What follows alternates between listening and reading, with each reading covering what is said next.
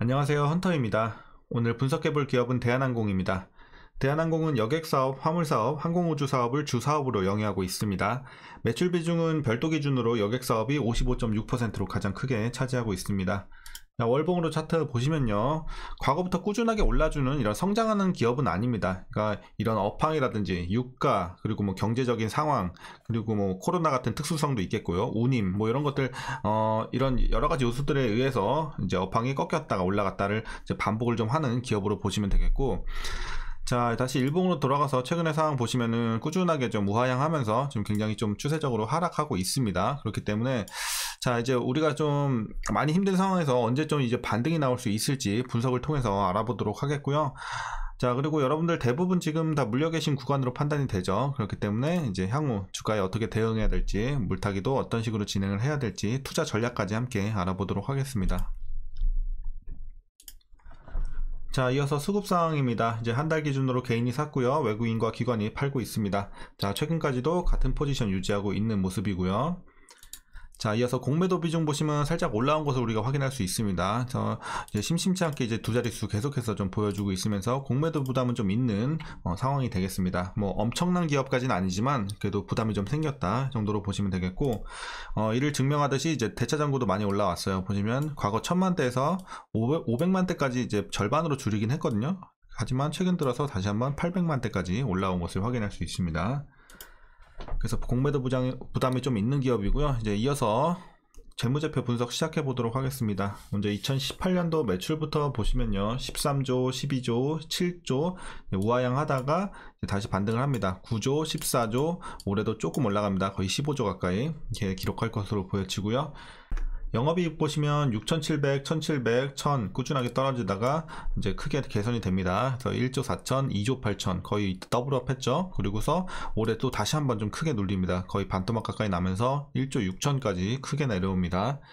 자, 단기 순이익도 마찬가지예요. 과거에 적자를 꾸준하게 기록하면서 지지부진하다가 이제 턴어라운드 성공을 했지만, 자, 5,700, 1조 7천 올라가다가 올해 크게 또 떨어지는 흐름. 그래서 영업이익과 단기 순이익 좀 비슷하게 보시면 되겠고, 다만 매출은 살짝 올라간다 이렇게 보시면 되겠습니다.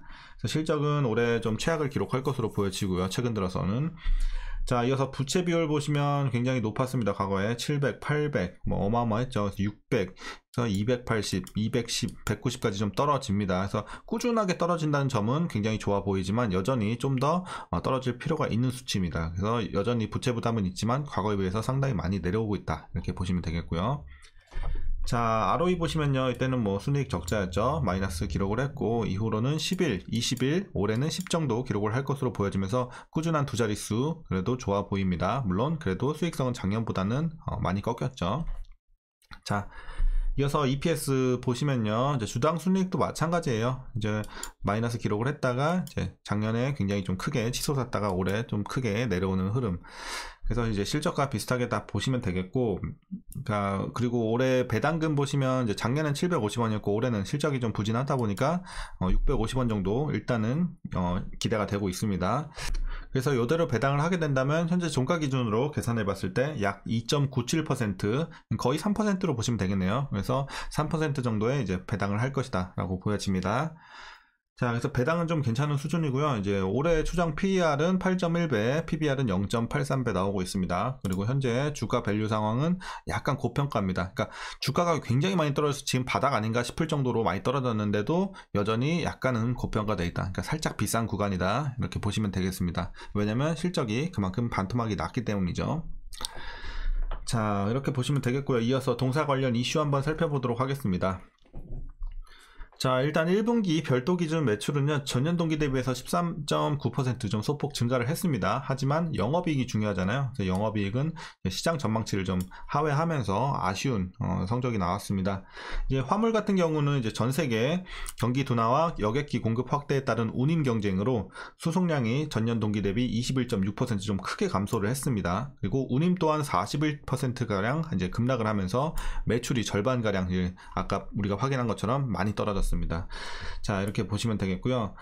그래서 1분기는 굉장히 안 좋았고, 다만 이제 항공 화물 수요는 이미 코로나 이전 수준까지 감소를 한 가운데 바닥이라는 인식이 확대가 되면서 매출 감소세는 그래도 좀 제한적이지 않을까 이렇게 보고 있는 상황입니다.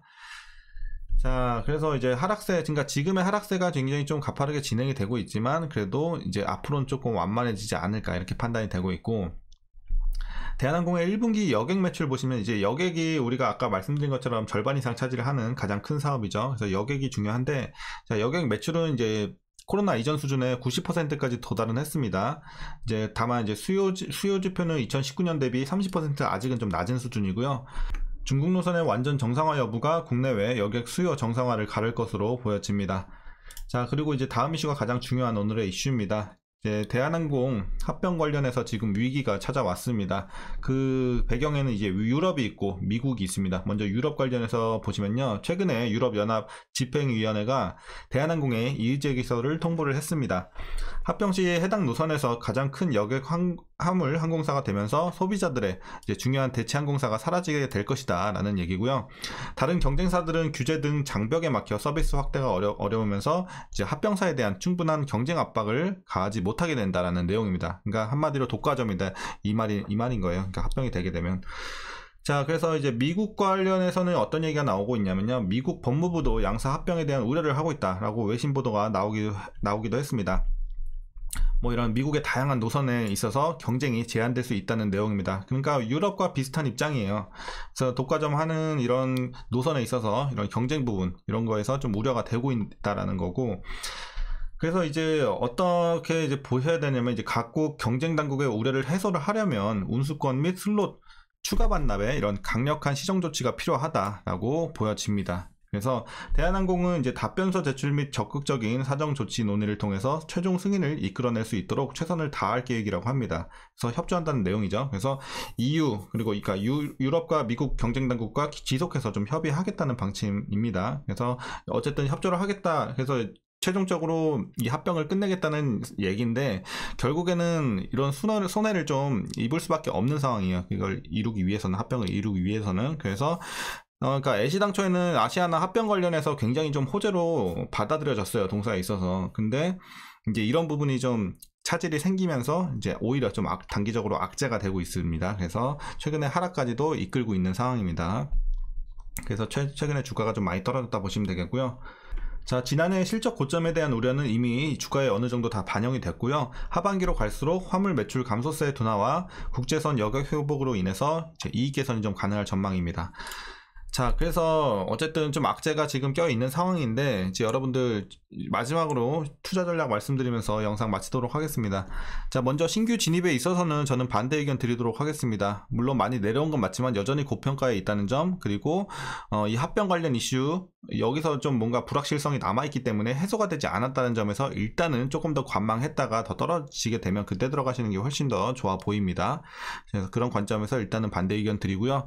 자, 보유자분들 대부분 다 물렸다고 생각하면 될 것 같습니다. 그래서 다 물렸다는 가정하에, 자, 어떻게 대응을 하시냐면요, 자, 만약에 이 최고점에서 뭐 3만원 위에서 물리신 분들은 일단 물 타셔야 돼요. 뭐 지금 타셔도 되고 좀 더 떨어지는 거 기대해보고 타셔도 상관없습니다. 어차피 큰 차이는 없어요. 워낙 위에서 물렸기 때문에 여전히 지금 물 타기 좋은 구간은 완전 좋은 구간까지는 아니더라도 충분히 위에서 물리신 분들은 괜찮다.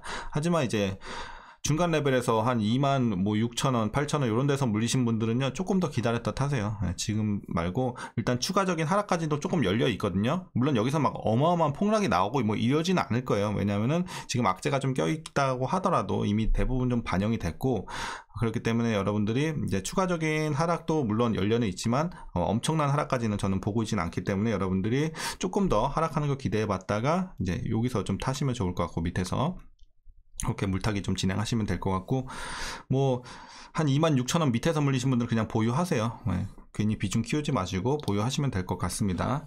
자, 이렇게 좀 대응하시면 될 것 같고, 어쨌든 목표 주가, 그러니까 목표 주가를 지금 목표 주가 잡고 들어가는 구간은 아니지만 일단 목표 주가는 드리겠습니다. 저는 좀 보수적으로 보고 있어요. 그래서 27,000원 정도, 27,000원 정도 저는 보고 있고, 뭐 지금 증권사들은 한 3만원 초반대까지 목표 주가 잡고 있더라고요. 근데 일단은 지금은 아쉬운 상황들이 많이 남아있기 때문에 지금 상황에서는 여기까지 보는 게 맞지 않나, 이렇게 보고 있습니다. 다만 이제 하반기로 갈수록, 그러니까 지금은 당장에 제가 말씀드린 것처럼 약간의 추가적인 하락까지도 나올 수 있는 상황이지만 하반기로 들어서면서 충분히 이제 반등 가능성이 있기 때문에 여러분들 뭐 지금 눌렸다고 하더라도 너무 낙심하지 마시고 하반기까지 가져갈 생각 하셔야 됩니다. 그때는 다시 한번 좀 올라갈 수 있는 분위기 순이익이 충분히 연출이 될 수 있으니까 조금 장기적으로 보셔야 됩니다. 다만 너무 오래 보는 기업은 아니라고 초반에 말씀드렸죠. 막 몇 년 동안 보는 기업은 아니에요. 그렇기 때문에 여러분들이 웬만하면 1년 안쪽으로만 좀 투자하시는 게 좋아 보이는 기업입니다. 자, 어쨌든 오늘 전략 여기까지 말씀드리겠고요. 이제 단기간에 좀 악재가 많이 있지만 여러분들 하반기까지 잘 가져가시면서 멘탈 관리하시면 좋을 것 같습니다. 오늘 영상이 조금이나마 도움이 되셨다면 구독과 좋아요 한 번씩 부탁드리겠고요. 오늘도 시청해주셔서 감사합니다.